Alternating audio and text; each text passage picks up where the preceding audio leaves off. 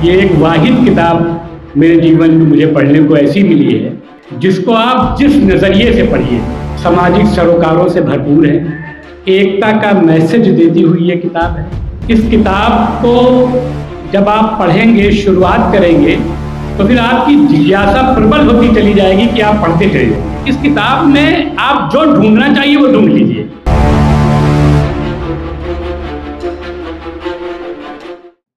आज 27 साल बाद अतुल यादव साहब की लिखी हुई किताब का विमोचन करने के लिए हम लोग यहाँ पे आए हैं। किताब हमने बहुत पढ़ी है, लेकिन ये एक वाहिद किताब मेरे जीवन में मुझे पढ़ने को ऐसी मिली है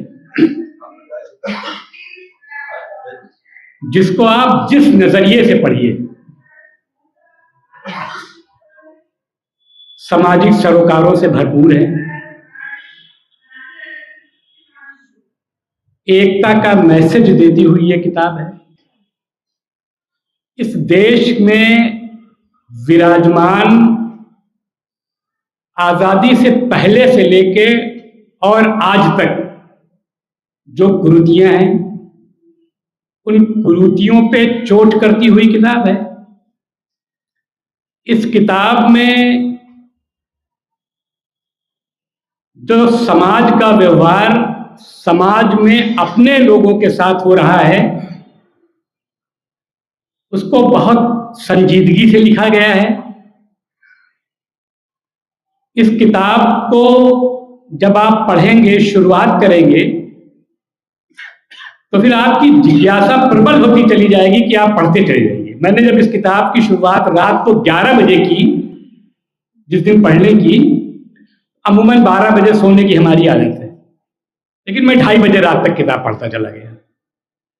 उसके बाद फिर क्योंकि शब्दों का चयन, और जैसा कि तमाम वक्ताओं ने भी ये बात कही है कि इस किताब में आप जो ढूंढना चाहिए वो ढूंढ लीजिए।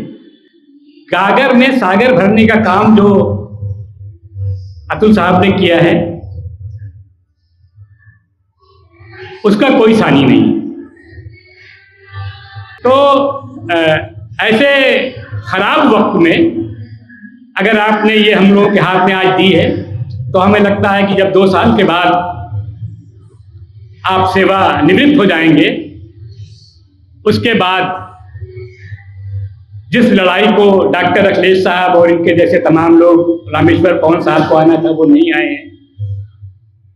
यादव जी बैठे हैं सामने, सर बैठे हुए हैं, श्रीवास्तव साहब हमेशा कविता के माध्यम से पूरे देश में जो है अपनी बातें पहुंचा रहे हैं।